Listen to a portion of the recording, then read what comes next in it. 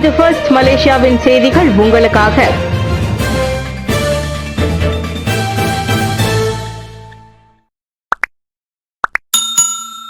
45 லட்சம் ரிங்கிட் சொகுசு கார்களுடன் கடத்தல் சிகரெட்டுகளும் பறிமுதல்.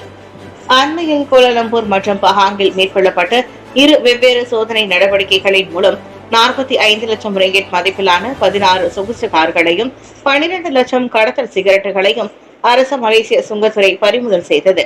கோலாலம்பூர், ஸ்தாபாக், ஜாலான் பஹாங்கில் உள்ள உரிமம் கொண்டிருக்கும் கிடங்கு ஒன்றில் கடந்த ஜூன் 24ஆம் தேதி அந்த அனைத்து சொகுசு கார்களும் பறிமுதல் செய்யப்பட்டதாக சுங்கத்துறையின் மத்திய மண்டல உதவி தலைமை இயக்குநர் நூர்லேலா இஸ்மாயில் தெரிவித்தார். நேற்று கோலாலம்பூர் கூட்டரசு பிரதேச சுங்கத்துறை கட்டிடத்தில் நடைபெற்ற செய்தியாளர் சந்திப்பில் அவர் அவ்வாறு கூறினார். இறக்குமதி செய்யப்படும் வாகனங்கள் துறைமுகத்தை வந்தடைந்தவுடன் அதற்கான வரி 4 ஆண்டுகளுக்குள் செலுத்தப்பட்டிருக்க வேண்டும். எனினும் அவ்வாறு செய்ய தவறிய தரப்பு உரிமம் பெற்ற கிடங்கில் வாகனங்களை வைத்திருந்தது தெரிய வந்ததாக நூர்லேலா குறிப்பிட்டார். இதனிடையே பஹாங், குவாந்தான், தம்மன், செஷானில் மேற்கொள்ளப்பட்ட சோதனையில் கடத்தல் சிகரெட்டுகளை விநியோகிக்கும் நடவடிக்கைகளையும் கடந்த ஜூலை 13ஆம் தேதி சுங்கத்துறையால் முறியடிக்கப்பட்டதாக அவர் கூறினார். குற்றப்பத்திரிகையில் ஜெயின் ராயனின் பெயரை திருத்தும்படி எதிர்த்தரப்பு விண்ணப்பம். ஜெயின் ராயன் அப்துல்லா மாத்தின் பெற்றோரிடம் நேற்று சமர்ப்பித்த கொலை வழக்கு தொடர்பான குற்றப்பத்திரிகையில் அச்சிறுவனின் பெயரை திருத்தி எழுதும்படி எதிர்த்தரப்பு விண்ணப்பித்துள்ளது. ஜெயின் ரயான் அப்துல் மாதத்தின் என்ற பெயரை ஜெயின் ரயான் சைன் இக்வான் என திருத்தி எழுதப்பட்டு விட்டதாக அந்த சிறுவனின் பெற்றோர் ஜைன் இக்வான் சஹாரி மற்றும் இஸ்மானிரா அப்துல் மனாஃப் தம்பதியினரை பிரதிநிதித்து வாதாடும் வழக்கறிஞர் ஃபாமி அப்துல் வைன் செஷன்ஸ் நீதிமன்ற நீதிபதி டாக்டர் ஷஷிலா வெர்னியிடம் தெரிவித்தார்.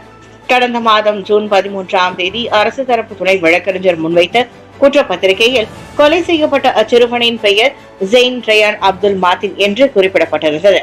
இருப்பினும் தேசிய பதிவுத்துறை ஜேபிஎனின் பிறப்பு பதிவு ஆவணத்தில் அத்திருத்தம் செய்யப்பட்டு விட்டதாக இவ்வழக்கின் 2வது குற்றவாளியான இஸ்மானிரா மூலம் தங்கள் தரப்பு பெற்றுவிட்டதாக வழக்கறிஞர் ஃபாமி கூறினார்.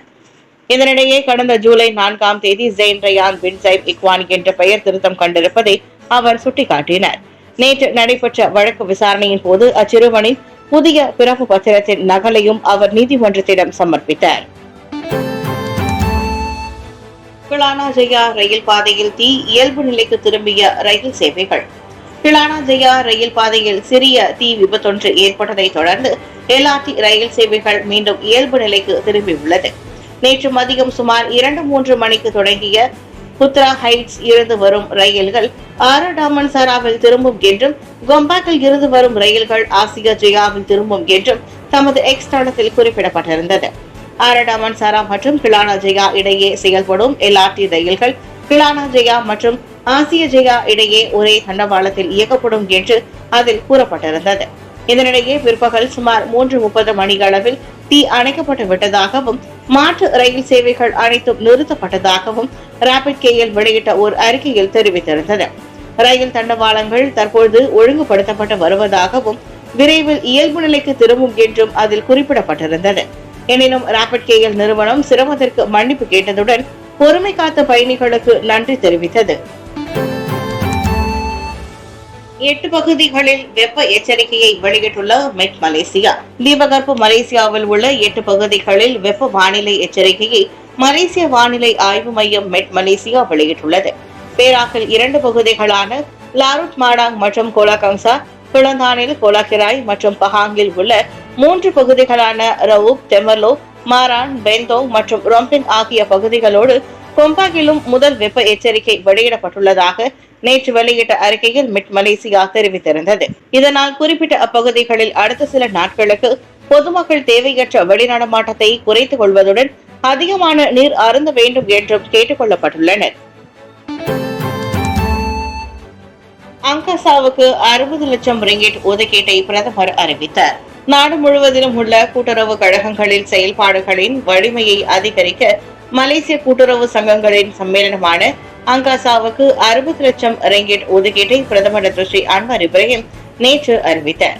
அங்காசா தனது கூட்டுறவு நடவடிக்கைகளை வலுப்படுத்துவதற்கு ஏதுவாக உள்நாட்டு வாணிபம் மற்றும் வாழ்க்கை செலவின அமைச்சின் கீழ் ரகுமா விற்பனை திட்டத்தின் வழியாக 20 லட்சம் ரிங்கிட் வழங்கப்படுவதாகவும் பிரதமர் குறிப்பிட்டார்.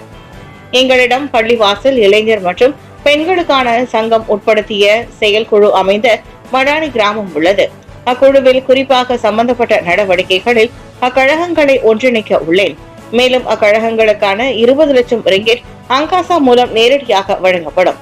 விரைவான மற்றும் சுமூகமான நடவடிக்கைக்கு நான் அரசாங்க தலைமை செயலாளரிடம் உதவி கேட்க உள்ளேன் என்றார் அவர். நேற்று கோலாலம்பூரில் நடைபெற்ற 2024ஆம் ஆண்டுக்கான தேசிய கூட்டுறவு மாநாட்டின் நிறைவு விழாவில் கலந்து கொண்டு உரையாற்றும் போது டாக்டர் ஸ்ரீ அன்வார் இப்ராஹிம் அவ்வாறு தெரிவித்தார்.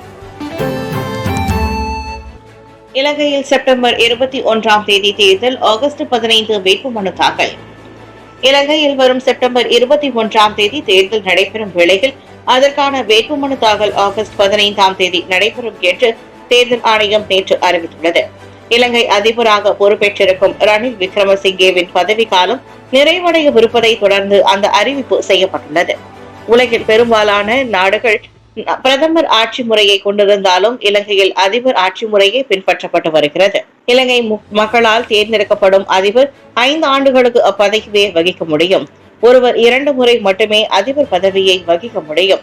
நியமிக்கப்படும் அதிபர் அரசின் தலைவராகவும் நிறைவேற்றும் அதிகாரம் கொண்டவராகவும் முப்படைகளின் தலைவராகவும் இருப்பார். 2019ஆம் ஆண்டு நவம்பர் மாதம் இலங்கையின் 8வது அதிபரை தேர்ந்தெடுக்க நடைபெற்ற தேர்தலில் மஹிந்த ராஜபக்சேவின் சகோதரர் கோத்தபய ராஜபக்சே நிறுத்தப்பட்டார். அந்த தேர்தலில் 52 விழுக்காட்டிற்கும் அதிகமான வாக்குகளை பெற்று தன்னை எதிர்த்து போட்டியிட்ட சஜித் பிரேமதாசாவை விட 13 லட்சத்திற்கும் அதிகமான வாக்குகள் வித்தியாசத்தில் வெற்றி பெற்றார். ஆனால் இலங்கையில் ஏற்பட்ட பொருளாதார நெருக்கடியால் அரசுக்கு எதிராக மக்கள் தொடர் போராட்டங்களை நடத்தினர். இதனால் அதிபர் கோத்தபய ராஜபக்சே தனது பதவியை ராஜினாமா செய்தார். 2022ஆம் ஆண்டு ஜூலை 22ஆம் தேதி இலங்கை நாடாளுமன்றத்தில் ரகசிய வாக்கெடுப்பு மூலம் புதிய இடைக்கால அதிபராக ரணில் விக்ரமசிங்கே தேர்வு செய்யப்பட்டார். பள்ளிகளில் நிகழ்ச்சிகள் மற்றும் நன்கொடை வழங்குவதற்கான வழிகாட்டுதல்கள் நிலைநிறுத்தப்படும். பள்ளிகளில் ஏற்பாடு செய்யப்படும் நிகழ்ச்சிகள் மற்றும் நன்கொடை வழங்குவதற்கான தற்போதைய வழிகாட்டுதல்கள் நிலைநிறுத்தப்படும். கடந்த புதன்கிழமை நடைபெற்ற அமைச்சரவை கூட்டத்தில் இது தொடர்பான முடிவு எடுக்கப்பட்டதாக நேற்று வெளியிட்ட ஓர் அறிக்கையில் கல்வி அமைச்சர் தெரிவித்திருக்கிறது. பள்ளிகளுக்கு நன்கொடை வழங்கும் நிகழ்ச்சிகளில் பள்ளி வளாகத்திற்குள் மதுபானங்களை காட்சிப்படுத்தவும் விளம்பரப்படுத்தவும் கூடாது என்று அந்த வழிகாட்டுதலில் இடம்பெற்றிருப்பதை கல்வி அமைச்சர் சுட்டிக்காட்டியுள்ளது. மேலும் மதுபான நிறுவனங்களை உட்படுத்திய நன்கொடை வழங்கும் நடவடிக்கைகளில் முஸ்லிம் மாணவர்களை ஈடுபடுத்தக்கூடாது என்று அமைச்சரவை வலியுறுத்தியுள்ளது. அண்மையில் ஒரு பள்ளிக்கு மதுபானம் தயாரிக்கும் நிறுவனம் நன்கொடை வழங்கியது தொடர்பில் கல்வி அமைச்சர் விசாரணை மேற்கொண்டு வருவதாக முன்னதாக தெரிவிக்கப்பட்டது. அதனைத் தொடர்ந்து கல்வி அமைச்சின் கீழ் உள்ள கல்வி மையங்கள் வெளித்தரப்பினர் வழங்கும் நன்கொடைகளை நிர்வகிப்பதற்கான வழிகாட்டுதல்களை பின்பற்ற வேண்டும் என்று அதன் அமைச்சர் ஃபட்லினா சிட்டிக் அறிவுறுத்தினார். ஏழ்மை மக்கள் வீடமைப்பு திட்டம் வளமான மக்கள் வீடமைப்பு திட்டம் என மறுபெயர் இடப்பட்டது. PPRT எனப்படும் ஏழ்மை மக்கள் வீடமைப்பு திட்டத்தை வளமான மக்கள் வீடமைப்பு திட்டம் PPRS என்று புறநகர் மற்றும் வட்டார மேம்பாட்டு அமைச்சு மறுபெயரிட்டுள்ளது. அப்பகுதியில் உள்ள சமுதாயத்தின் கண்ணோட்டத்தை வீடமைப்பில் வசிக்கும் குடியிருப்பாளர்களின் எண்ணத்தையும் மாற்ற மறுபெயரிடும் நடவடிக்கை நோக்கமாக கொண்டுள்ளதாக துணை பிரதமர் டாக்டர் அகமது சாஹித் ஹமீதி தெரிவித்தார். முன்னதாக 600 சதுர அடிகளாக இருந்த வீட்டின் அளவை 680 சதுர அடியாக மேம்படுத்துவதும் PPRS வீட்டின் விவர குறிப்புகளில் இடம்பெற்றுள்ளதாக புறநகர் மற்றும் வட்டார மேம்பாட்டு அமைச்சருமான சாஹித் ஹமீதி கூறினார். தாங்கள் வாடகைக்கு வசிக்கும் வீட்டை வாங்குவதற்கான அம்சத்தையும் இத்திட்டத்தில் அறிமுகப்படுத்தவிருப்பதாக அவர் தெளிவுபடுத்தினார். நேற்று ஜோஹர் கோத்தா திங்கியில் நடைபெற்ற நிகழ்ச்சியில் டாக்டர் அகமது சாஹித் அதனை தெரிவித்தார்.